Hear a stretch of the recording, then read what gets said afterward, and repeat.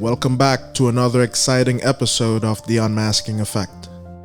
Today, I'm thrilled to introduce someone who's not only an accomplished entrepreneur, investor, and podcast host, but also a good friend and fellow seeker of growth and wisdom. Our guest today is Peter King, the brilliant mind behind the PK Experience and Wired for Impact. Peter is a lifelong learner, someone who's constantly exploring what it means to live a purposeful and impactful life. And I know you're going to love the insight he's sharing on this episode today. But we're going deeper than business and success. Peter opens up about one of the most challenging chapters of his life, his recovery from a divorce. We dive into what it took for him to reinvent himself, navigate the complexities of co-parenting, and breaking free from the weight of family and societal influences that so often holds us back. This conversation is honest, raw, and packed with wisdom about healing, transformation, and stepping into your own truth.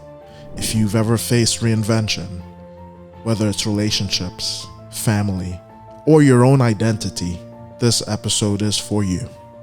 So without further ado, let's get into it. Please join me in welcoming my good friend, Peter King, to the Unmasking Effect.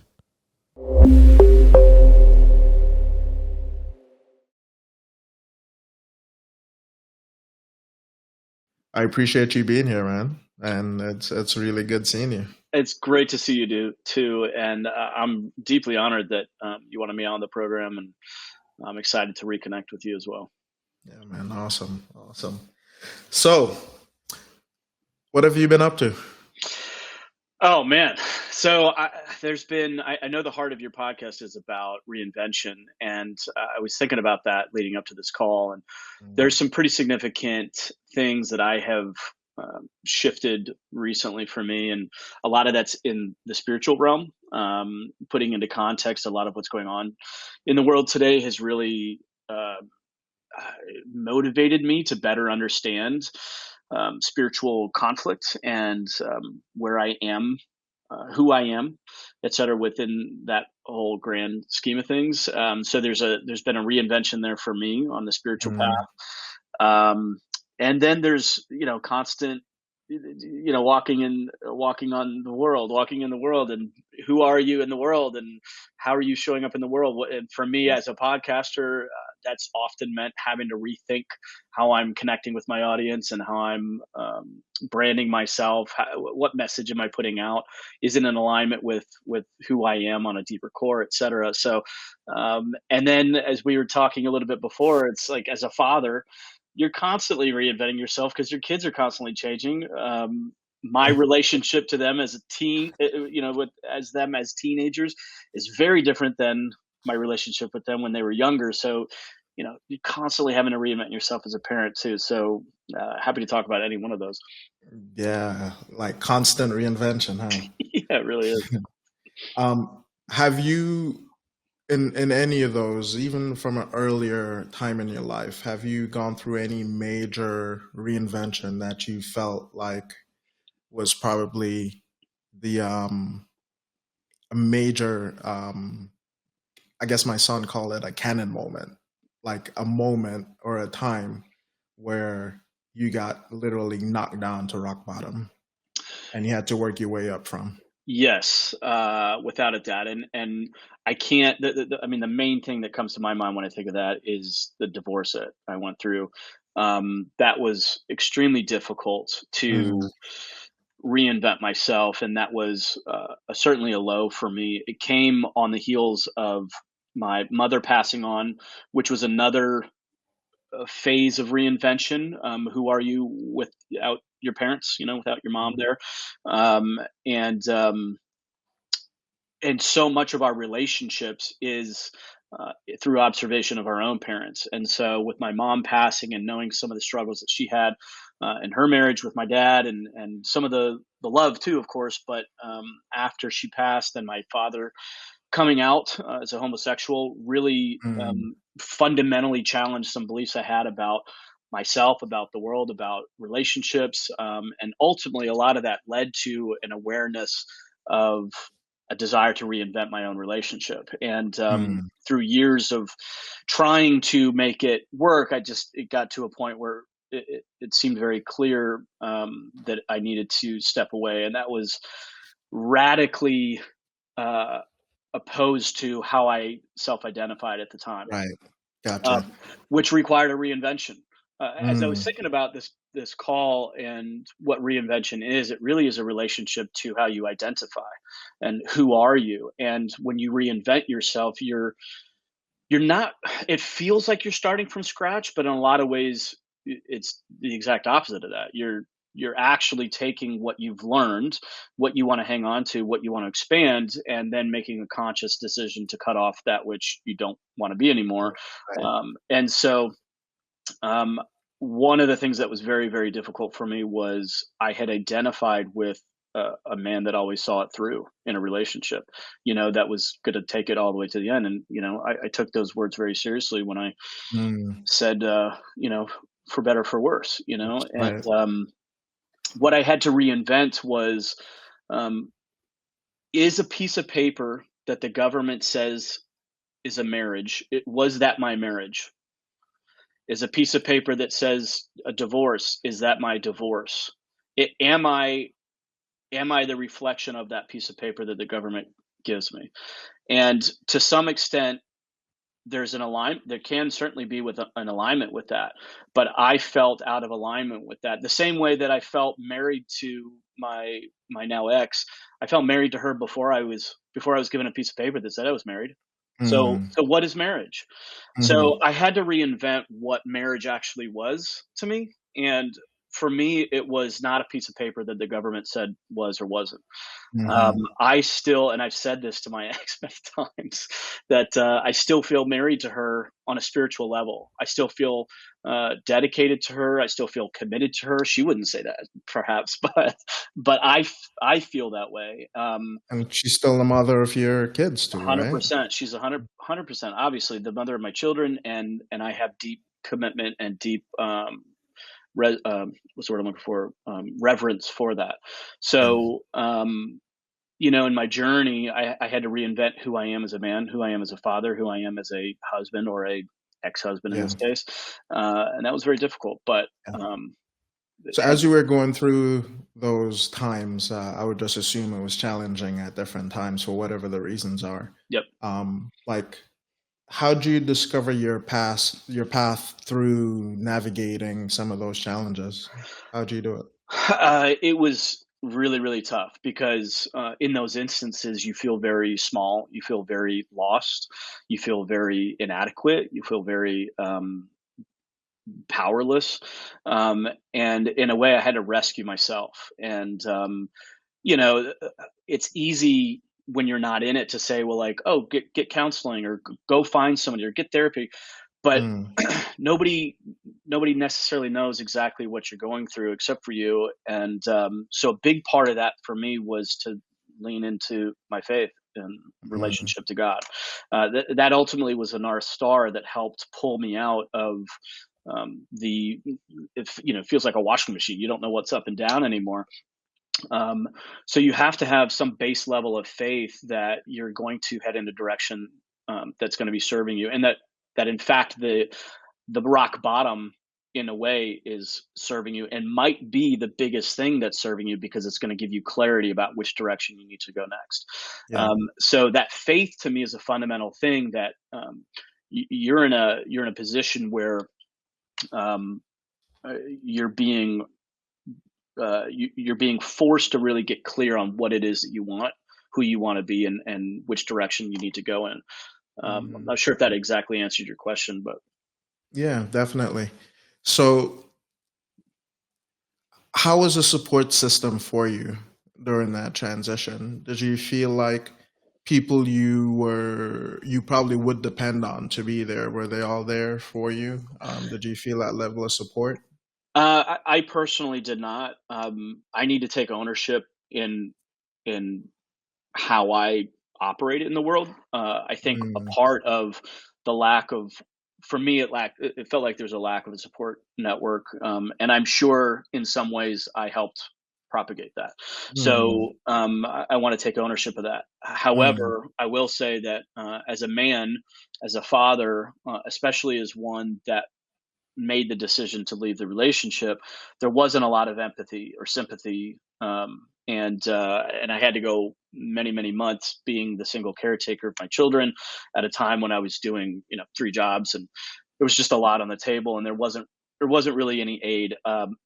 As I mm. mentioned, my mother passed on. She would have been a perfect person to help step in Yeah, and help take care of right, kids and right. all that. Mm-hmm. So with her not there, and then a lot of my own family not fully understanding what I was going through, and then one of the hardest parts was when you go through divorce, you're not just divorcing that person. In a lot of ways, you're divorcing many other people in addition to their family, but also their friends or the friends Friends that and stuff. aligned with them. So a lot of that was transition. I'm grateful to report that a lot of those relationships have been repaired, if not enhanced. And but in the moment, it's very Very difficult. So difficult. yeah, I didn't have a lot of guidance. In fact, you and I met during a period of time when we were going through some personal development stuff with Tony Yeah. Robbins and whatnot, and so a lot of it was personal development stuff, books that I read, podcasts. Certainly some religious text, That's etc. But right. Yeah. yeah, So from your current awareness looking back, um, what's one thing you've learned about yourself to the core that in retrospect looking back and you've gone through those experiences and the challenges and the growth and even hearing you take accountability for how you've showed up in people's lives and going through the process of healing, hmm what's one thing you've learned about yourself in that process? um, something that I've learned about myself. A lot of it came down to not just having faith in God, but also having faith in yourself. As I Mm, mentioned before, nobody knows your experience better than you do. And while it certainly is important to get counsel and feedback, because there's people can see things in you that you can't see. At the end of mhm, the day, you've got to make a decision that you feel is in your heart the best for you. And when I went through that process, I had people in my family tell me not to do it. I had people very close to me who I deeply respected and looked up to tell me not to do it. I had people in my faith tell me not to do it. And mm, on top of all that, I had literally Mr. Tony Robbins tell me not to do it. We had a one-on-one at one of the at one of his events, and at the end of the day, I actually there was a poignant moment when we were there out in Maui at one of Tony Robbins' events when a lot of this was coming to a crux for me, and I went out at 3 in the morning, as we often do after Tony Robbins events, because he goes freaking forever. But mm, I went out and walked on the beach, and I just looked up to the sky, and I was praying, and I was like, I was feeling a lot of pressure from my support network and from all these people to figure something out. And I just got to that point where I just realized they haven't walked in my shoes. They don't know what I've been through. They're not seeing what happens, the conflict and the stress and the sadness and everything behind closed doors. mhm, And my children, and the impact it's making on my children in intimate moments when you're trying to love them and counsel them, mm, and they don't know all that stuff. And so while I feel like I was getting really clear direction from God for some time, it wasn't until I put faith in myself to say, look, you know what you need to do here. mhm. Other people, are you going to live for those people? At the end of the day, you got to look at yourself in the mirror. And Yeah. so to me, that was a big thing that I learned about myself was just is to have faith in yourself. Mm. And having the courage to Yeah. follow through on the faith and taking the right actions based on what's currently in front of you, like Yes. that's key. It's key. It's critical. Yeah, yeah. It's tough. It's tough, and some people don't do it. Understandably.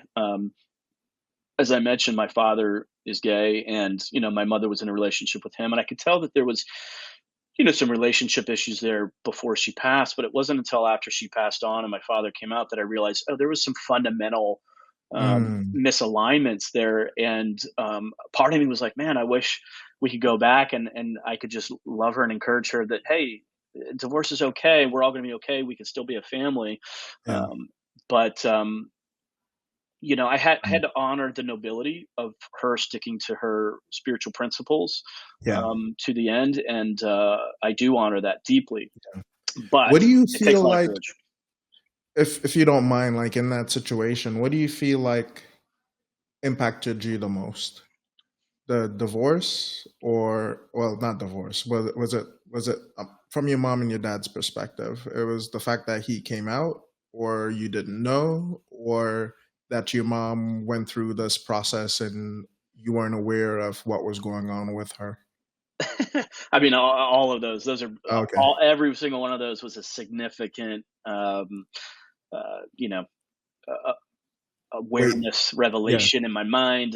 Yeah, and all added to the reinvention because Mm, when I got to that pivot point, there was a part of me. This is now after my mom passed. There's a part of me that actually, part of what gave me the courage to take the step out was thinking about my mom and thinking about um, me as a child to her, and knowing mm, that as a child that I would be okay if she needed to do what was best for her, if she felt significantly that this was not serving her. And we forget sometimes as parents that it's not just the relationship that we have with our children between the mom and the dad and the children, but it's also the relationship that the children have with the relationship. They have a relationship with the bridge between the mom and the dad, and if that bridge is unstable, um, uh, then the children they're creating a relationship to something that is not great. Not that a divorce is better, or it seemed for me, I had to make that decision that it seemed to be a step forward, and that I could let them know that, hey, this isn't a good bridge. mm. So I didn't realize. It's not that I didn't realize. I didn't want the relationship to be something that they would emulate. And the only way that I could Right. give that example is to say, look, this is This isn't healthy. yes. So I encouraged them growing up that, hey, let's look for healthy relationships. Sadly, I can't be that person for you in the moment. But yeah, yeah, all the things you mentioned about my dad coming out and my mom passing and my own divorce, et cetera, were all significant factors in the reinvention process for me. Yeah. Um, yeah, those are, when you put it all together, it gets compounded to be, it looks like a mountain, right? Looks really hard to get over, or to get out of while you're in the midst of it. Yeah. Where do you think you are right now in your own journey and your own awareness currently? Looking back.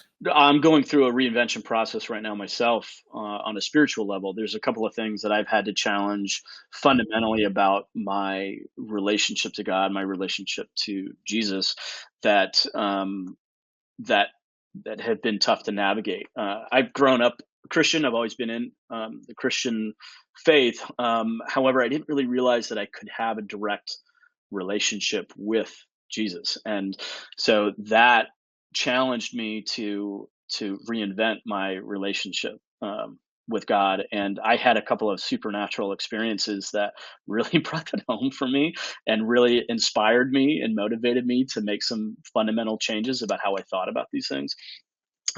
So that's I'm in the reinvention process right now of that. Mm, gotcha. So in this new reinvention process that you're going through, um, what is it knocking down? What is it dissolving that needs to get dissolved with your relationship with God? Um, it's knocking down the noise. It's knocking down what it isn't, what he isn't. Um, it's helping me to focus purely on that relationship and not on other things that are good maybe or um, may have positive benefit to some degree, but that isn't the fundamental truth. And I think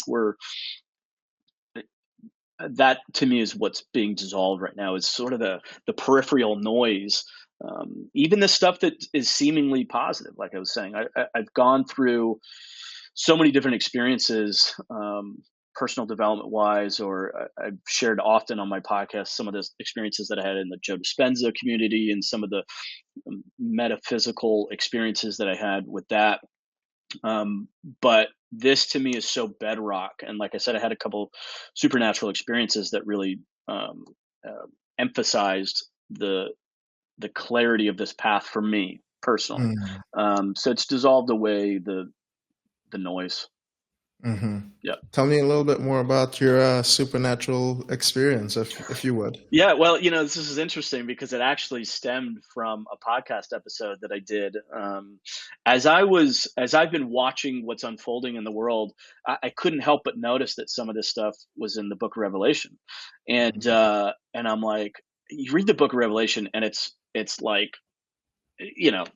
it's got to be metaphorical. There's so many like beasts and dragons and all this weird. I'm like, that can't be actually what we're dealing with right now. I'm not Mm. sure that this is, but there's other things in the book where it talks about like the Euphrates River drying up, or that there's going to be signs in the stars in the heavens above, and there's some pretty significant things that have happened that seem to be, in my opinion, undeniably God speaking to us. And specifically, I'm talking about the eclipses that have happened over America, some of the, like the Euphrates River drying up, and Mm. then some of these other things that have happened. So anyway, my point is that I started to think more deeply about, like, let me understand this book of Revelation. I'm a Christian. Let me better understand what the word is saying.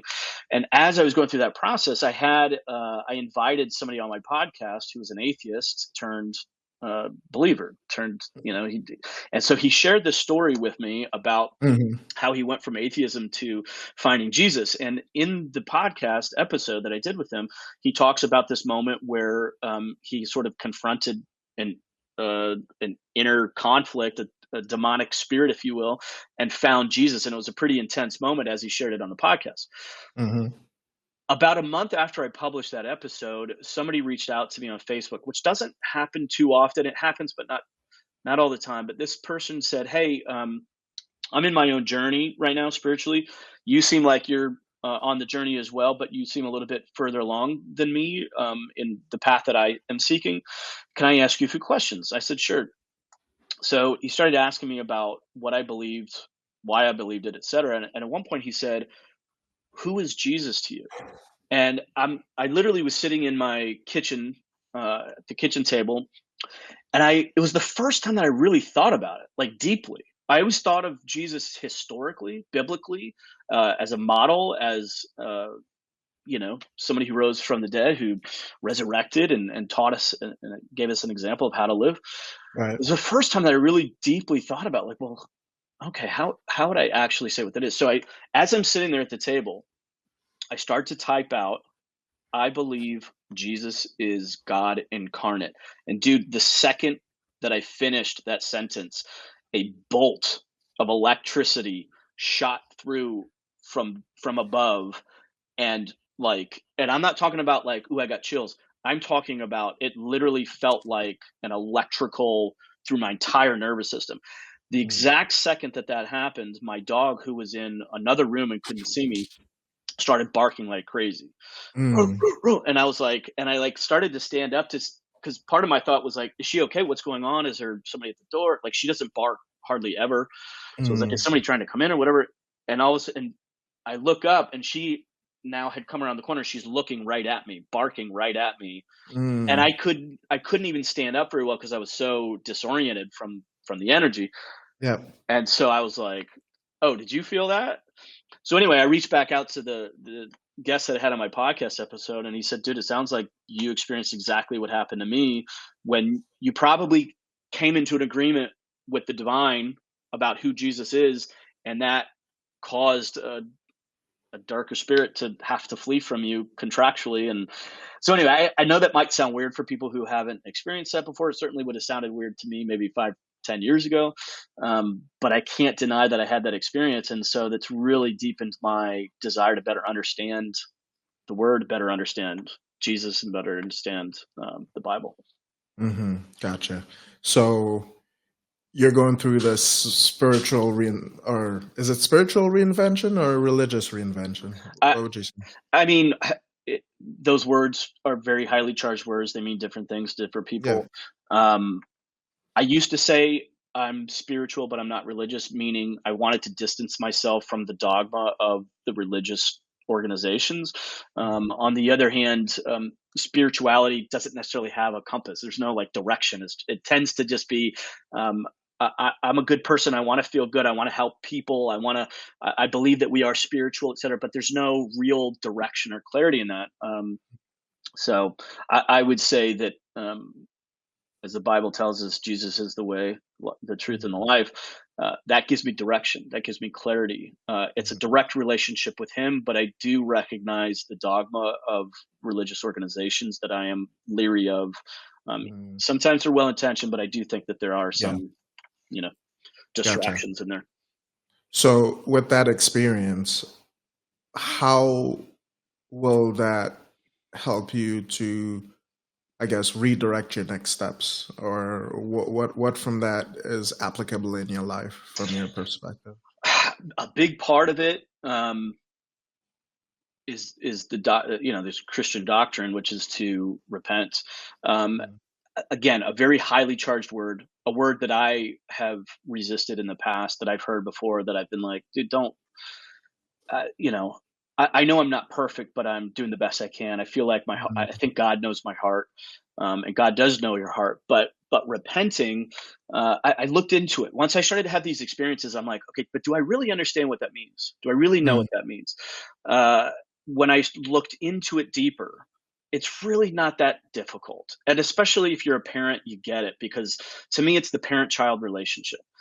If if you saw your child, you know, cheat on a test, if you were somehow had observation to do that, and you went to the child and you said, hey, I need to talk to you, and all of a sudden they just started crying, I'm sorry, I'm sorry, I'm sorry, and you're like, well, for what are you mm, sorry for? I don't know, all of it. Like, I get that your heart's wanting to be sorry, but if you don't know what you're actually distancing yourself from, the wrong mm, behavior, then you haven't really identified where you need to grow. So to me, repenting is just, it's just the acknowledgement of like, oh, you know what, I missed the mark on that one. I lied about that. I you know I have I challenged, challenged with certain addictions. I freaking, looking at this phone, constant, that what's coming to me right now to share is, of all the vices that I personally have struggled with, I haven't had issues with gambling, drugs, alcohol, but the one that has, given me some a run for my money is in the sexual realm, and fornication and lust. Those are things that have had its grip on me at times. Um, so I had to come to terms with that, and I had to acknowledge that. I don't feel that I have authority here.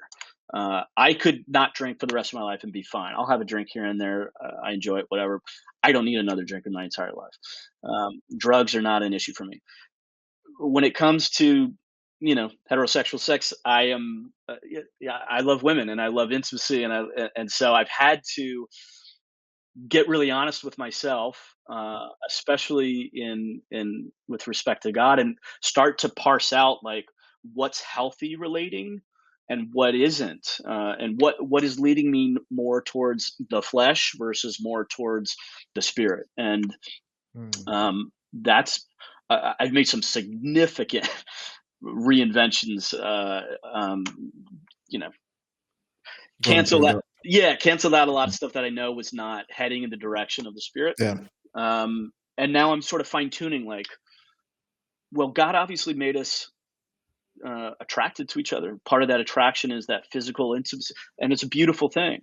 Where is the line between lust and, just a natural desire to be intimate? So I'm navigating that right now, but um, I share that because I think the repentance is a big one, and then the other big one is forgiveness, and going through and finding out who we need to forgive, the people that betrayed you, the people that wronged you, just victimized you for whatever, the people who ghosted you for no reason, um, and forgiving them. I think why this is so fundamentally important in the Christian doctrine is because why should God forgive you of your sins if you're not willing to forgive other people of where they've been wronged, where Mm. you've been wronged by them? Um, so I think those are principles. I think those are Mhm. principles in rising up into a higher level of experience and expression. Got it. Understood. What do you think is the best piece of advice you've ever received? uh, a couple come to mind. My grandfather told me before I get married, he said, look, there's three rules to marriage. He said, number one, if it's not going to matter in 6 months, then it doesn't matter. He said, don't ever go to bed angry. Resolve your issues, even if it's, hey, we're gonna keep talking about this, but I love you. And then he said number three. He said, and this is the most important one. He said, privacy in the bathroom. So that's always stuck with me. It's kind of a silly thing, but there's some truth to that. There's some truth to that. Mm, Um, got it. What advice would you give someone that is currently in the middle of their own reinvention, their own transformation? And considering that being in the middle sometimes is probably the heaviest times. yeah, I do think it's possible or important to note that sometimes reinvention is just simply because you're done with a season. Hmm. Like with my podcast, I've gone through now two different brands, and I'm kind of feeling like I'm at a place to take it to the next level or to reinvent and rethink sort of what I'm doing. So sometimes it's not being in the total darkness. So I think the quality of the reinventing for that is different a little bit than somebody who's in the darkness, part of breakdown desire for reinvention. Uh, with respect to that piece, a big thing to me is to identify that you have a relationship with, sorry, reinvention has a relationship to identity. So when you're reinventing yourself, you're re-identifying with yourself. When you re-identify with yourself, you're really deciding who I am and who I'm not. It's a recognition of what's brought me to this point is no longer serving me, what needs to change, and part of what might need to change is not just stopping doing something. What might need to change is for you to focus on something that you haven't focused on and bring attention to a gift that you've neglected, or a relationship that you've neglected. A lot of times the reinvention is not changing what you aren't, but doubling down on who you actually are. So to me, getting clarity of that boundary of who you are and who you're not is critical. And then when you're talking about reinvention, it's like, okay, well, now where are we going? What's your vision? What's your target? And then finally, it's what's your fuel? What's your purpose? What's going to get you through the next mountain, up that next mountain to that next target? Those things to me are critical when it comes to reinvention. Hold on one second. I guess the landscapers are making. Yeah. Yeah. Definitely. That that reminds me. Like one of the most important thing for me is to always be clear on my state of being. Like, Hmm. who am I being? Hmm. And that's partially the values I have with my identity that I've created. Um, and in being it, it it's even supernatural in the sense of what you're also guided and destined to do, like your purpose all tied into one. So um, yeah, I hear what you're saying, but I also see people too, and I've been there myself, where you're in the middle of this situation, moment, time, and it's kind of hard because it gets lonely and it gets scary, um, and you can either stay there or get out of it, right? 100%. So, so as you've done your own evolution and your own journey, is there one or two things from a tools perspective or an action perspective that you think has helped you and could possibly help others? I will say this, and this is specifically from a masculine perspective to men. Men, I think experience breakdown and reinvention very differently than women. We all face that, but women have a built-in network often of support that Mm-hmm. tends to show up. Men typically reinvent themselves in isolation, and when you find yourself in that position as a man, one of the tools, if you want to call it a tool, is like a mindset tool. I often will tell some of the guys that I've coached who are going through the dark night of the soul, um, it sucks. You want to get out of it, but there's a reframe that you can. You know what I'm talking about. Absolutely. It feels desperate. It feels like there's no hope, that this is never gonna end, that it's all for naught, and that you might want to end it all. Seriously, I mean, and so one of the things that I like to remind men is, dude, you are in the precise moment as a man where you are being forged. You cannot forge metal without heat. You have to have the heat. The heat is what does two things. It burns off impurities, and it makes the metal forgeable, right? So to relish, to reframe that whole point in isolation. I always think of like the the young lion that gets kicked out of the pride, and the ribs are showing, and he's got the scraggly mane, and he's out, and he doesn't know how to hunt, and he's all alone. It's like, now is your fucking time to step up as a man and find out who you actually are. So that to me is a mindset tool to reframe this relationship to the isolation. If you're in it right now, dude, this is the time of massive change for you, massive transformation, and you cannot get it when things are comfortable. You have to be in the heat of the isolation and the transformation in order for you to get clear about who you really are and where you're really going. Yeah. Uh, So what if there's a sense of clarity about what they don't want and what they do want? But as you know, from the deep dark night of the soul, it's the feet becomes really heavy yep. and you can't even lift it to move. Yeah. What would you say to that To person? men that are in that position, this is why brotherhood is so critical. Um, if you don't have it, you always have a relationship to God. But if you can get relationships with other men, it is the most critical piece to a man's transformation, because men know how to relate to other men, when to kick him in the ass, when to leave him in isolation, when to be, give him a hug, when to put your arm around him, when to remind him who he is, and encourage him to continue on the path that he's on, etc.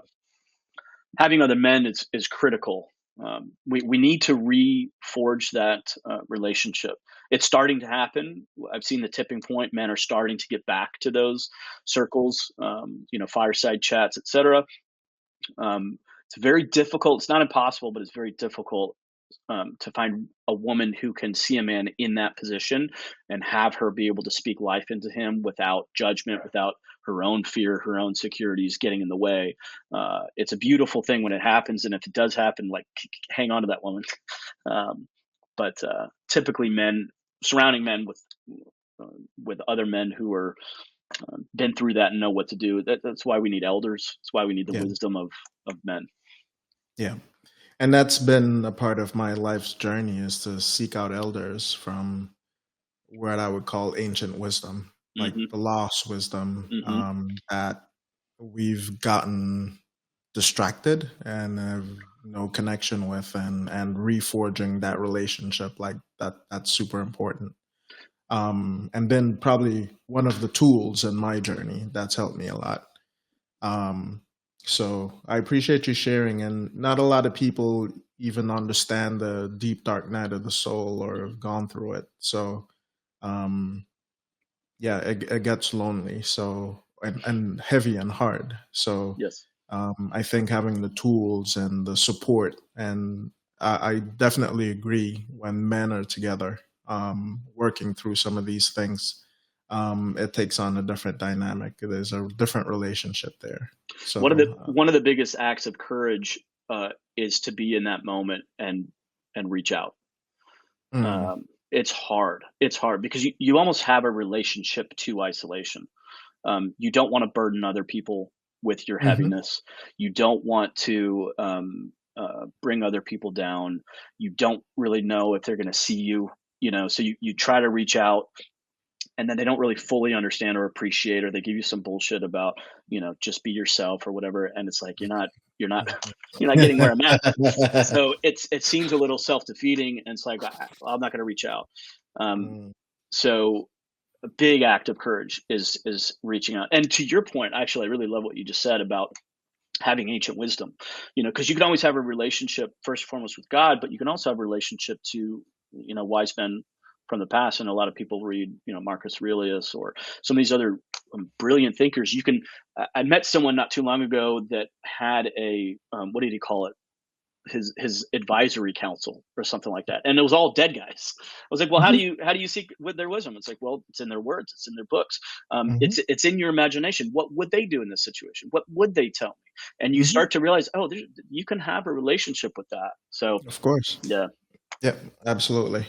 And I think Napoleon Hill spoke a lot about that, Hmm. about his counsel That's and right. advisors as well. Yeah, Yes.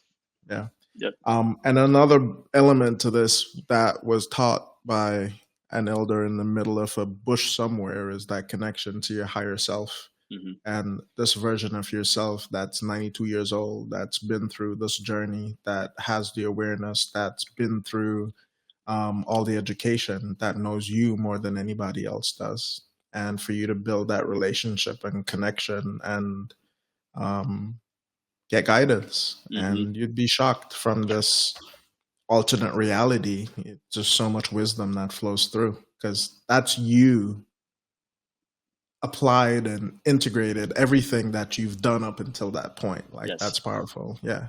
Yeah, extremely powerful. Yeah, I love that. It sounds hokey uh when you're younger.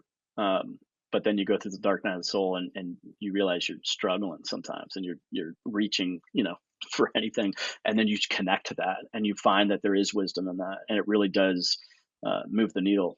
So Yeah. yeah. Yeah, for sure. Um, Damn, Peter, you've been working, man. You've been doing the work. Trying. Yep. Yeah. What an inspiring and thought-provoking conversation with Peter. His journey of reinventing himself after a divorce, navigating co-parenting, and breaking free from societal and outside expectations is a powerful reminder that we all have the strength to rise and create a life aligned with our truth. If Peter's story resonated with you today, be sure to check out his podcast. It's the PK Experience and Wired for Impact, where he dives even deeper into meaningful conversations with incredible thought leaders. And of course, share this episode with someone who might be going through their own reinvention journey. It could be exactly what they need to hear today. Before we wrap up, let me remind you about the Unmasking Effect membership community. This is where we take the wisdom from these conversations and turn it into actual action. Inside the community, you'll find exclusive content, live events, and a supportive space to connect with others like you who are on the journey of growth and transformation. Join us at theunmaskingeffect.com. We'd love to have you being a part of this incredible community. Thank you for being here, for listening, and for showing up for yourself. Keep unmasking, keep growing, and keep believing in what's possible. I'll see you next week for another transformative episode of The Unmasking Effect. Peace.